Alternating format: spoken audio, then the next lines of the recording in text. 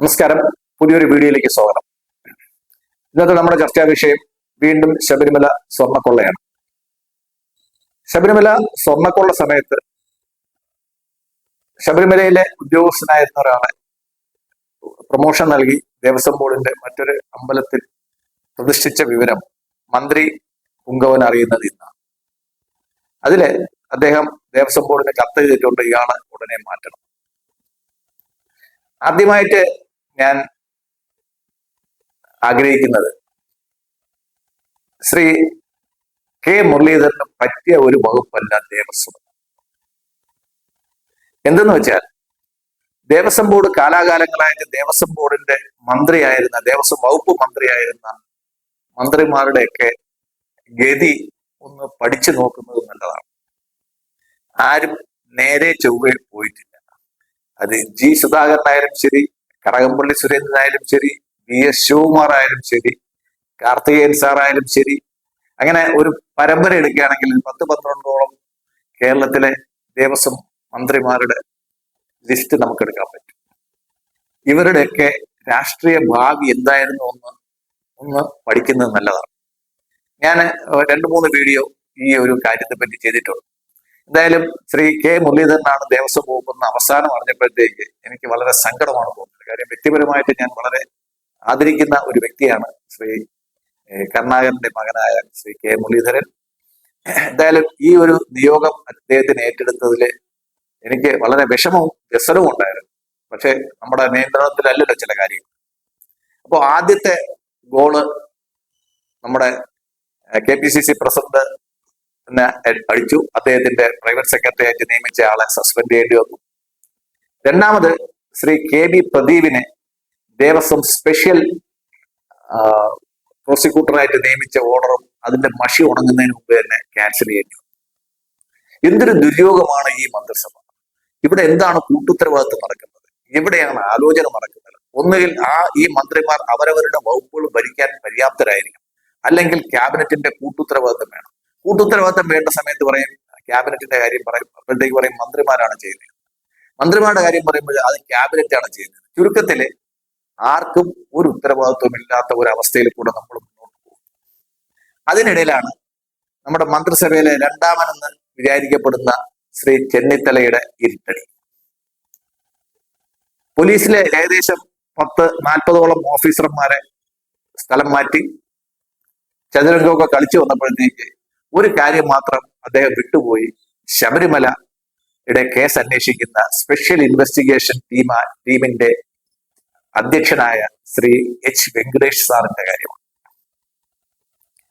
നമ്മളെല്ലാവരും, ഞാൻ വ്യക്തിപരമായിട്ട് വളരെ ബഹുമാനിക്കുന്ന ഒരാളാണെങ്കിൽ പോലും ശ്രീ എച്ച് വെങ്കടേഷ് DGP ലാ ആൻഡ് ഓർഡർ ആയിട്ട് ഇരുന്നിട്ട് ED റെയ്ഡ് ശ്രീമതി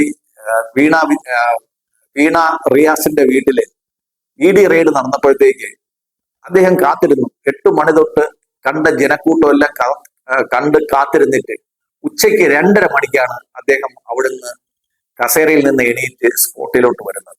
എന്ത് ഗുരുതരമായ ഒരു വീഴ്ചയാണ് അവിടെ നടന്നെന്ന് ആലോചിച്ചു. തിരുവനന്തപുരം സിറ്റി DCP ലീവ് എടുക്കുന്നു, പകരം റീപ്ലേസ്മെന്റ് ഇല്ല. ഉത്തരവാദിത്വം മറ്റൊരാൾക്ക് കൈമാറാതെ എങ്ങനെയാണ് DCPക്ക് ലീവ് എടുക്കാൻ സാധിക്കുക?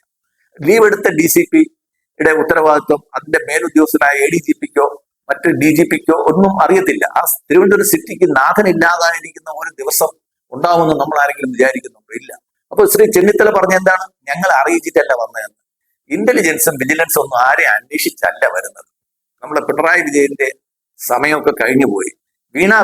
നമ്മുടെ വീണ ജോർജാണ് എല്ലാവരെയും അറിയിച്ചിട്ട് ഫോട്ടോഗ്രാഫർമാരെ കൂട്ടിയിട്ട് സർപ്രൈസ് ചെക്കിങ്ങിനൊക്കെ വരുന്നത്. ആ കാലമൊക്കെ കഴിഞ്ഞു പോയി. ശ്രീ രമേശ് ചെന്നിത്തല ED വന്നു, അന്വേഷണം നടത്തുന്നു, അവർ റെയ്ഡ് നടത്തുന്നു. രാവിലെ 5:30 തുടങ്ങിയ റെയ്ഡ് 8 മണിയായിട്ടും 8 മണിക്ക് പത്രങ്ങളിലും മീഡിയയിലും ഫുൾ കവറേജ് വന്നു തുടങ്ങിയതിനു ശേഷം 2:30 മണി വരെ കേരളത്തിലെ പോലീസ് സംവിധാനം അവിടെ അനങ്ങിയില്ല എന്നുള്ളത് വലിയൊരു ഗുരുതരമായ വീഴ്ചയാണ്. ശ്രീ എച്ച് വെങ്കടേഷിന്റെ കാര്യപ്രാപ്തി നമുക്ക് അവിടെ വ്യക്തമായിട്ട് മനസ്സിലായി. അദ്ദേഹം കഴിവില്ലാത്ത IPS ഓഫീസർ എന്ന് പറയുന്നില്ല, പക്ഷെ അദ്ദേഹത്തിന്റെ എങ്ങോട്ടാണെന്നുള്ള കാര്യത്തിൽ നമുക്ക് വ്യക്തമായിട്ടുള്ള സംശയമുണ്ട്.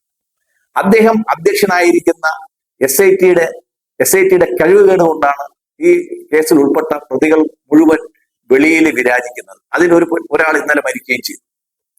അപ്പോ എന്തുകൊണ്ട് ഇത്രയും ദിവസമായിട്ട് ഈ കേസിൽ, ശബരിമല കൊള്ള കേസിൽ ചാർജ് ഷീറ്റ് കൊടുക്കാൻ സാധിച്ചില്ല എന്ന് ഹൈക്കോടതി പല പ്രാവശ്യം ചോദിച്ചു. അതിന് മറുപടിയില്ല.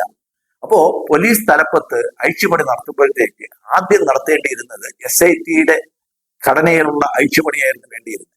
മീശയുള്ള ഷൗക്കത്തലിയെ ചെന്നിത്തലയ്ക്ക് പോലും പേടിയാണ്. കാര്യം ഞാനിവിടെ യുണൈറ്റഡ് ഡീൽ ഫ്രണ്ട്, UDF എന്ന് പറയുമ്പോൾ യുണൈറ്റഡ് ഡെമോക്രാറ്റിക് ഫ്രണ്ട് അല്ല, യുണൈറ്റഡ് ഡീൽ ഫ്രണ്ട് എന്ന് പറയാൻ ആഗ്രഹിക്കുന്ന കാര്യം, ഇക്കാര്യത്തില് അവരൊരു ഓപ്പൺ ഡീലാണ് ശബരിമലയുടെ കാര്യത്തില്. സ്വർണം കട്ടവൻ ആരപ്പ എന്ന് ചോദിച്ച് അധികാരത്തിൽ വന്നവർക്ക് മറുപടി സതീശനാണ് അയ്യപ്പ എന്ന് ദയവ് ചെയ്ത് നാട്ടുകാരെ കൊണ്ട് പാടി നാട്ടിക്കരുത് ശ്രീ സതീശൻ. ശബരിമല കൊള്ളക്കേസിൽ നിങ്ങൾ ഈ സർക്കാർ എടുത്തിട്ടുള്ള ഒരു നടപടിയും ജനങ്ങൾ പ്രതീക്ഷിച്ച നടപടി ആയിട്ടില്ല. ആ പൊക്കത്തിലേക്ക് എത്താൻ നിങ്ങൾക്ക് ആർക്കും ഇതുവരെ സാധിച്ചിട്ടില്ല. ശ്രീ ഷൗക്കത്തലിയെ പോലെയുള്ള കഴിവുള്ള ഉദ്യോഗസ്ഥന്മാരെ SITയിലോട്ട് കൊണ്ടുവരികയും SIT വേറൊരു രീതിയിൽ അന്വേഷണം മുന്നോട്ട് കൊണ്ടുപോവുകയും ചെയ്യേണ്ടത് ഒരു അത്യാവശ്യമാണ്. രണ്ടാമത്തെ കാര്യം, ഈ ശബരിമലയുടെ കൊള്ള നടന്ന സമയത്തൊക്കെ ശബരിമലയിൽ 5 ദിവസം ജോലി ചെയ്തിട്ട് 30 ദിവസം ശമ്പളം വാങ്ങിക്കുന്ന മേൽശാന്തിമാർ, പുറപ്പെടാ ശാന്തിമാരായിട്ട് അവിടെ തന്നെ ഉണ്ടായിരുന്നു. അത് ഒരു മേൽശാന്തിയെ പോലും വിളിച്ച് സാക്ഷിയായിട്ട് പോലും തെളിവെടുത്തിട്ടില്ല ഈ SIT. ഈ SITയെ കൊണ്ട് ഒന്നും നടക്കില്ല. ഈ ശ്രീ പിണറായി വിജയന്റെ അന്ത്യം കണ്ടത് ശബരിമല കൊള്ളക്കേസാണെങ്കിൽ ഈ സർക്കാർ മുന്നോട്ട് പോകാതിരിക്കുന്നതിന് ഒരു കാരണം ശബരിമല കൊള്ളക്കേസ് തന്നെയാണ്. ജാഗ്രത, ജാഗ്രത, ജാഗ്രത.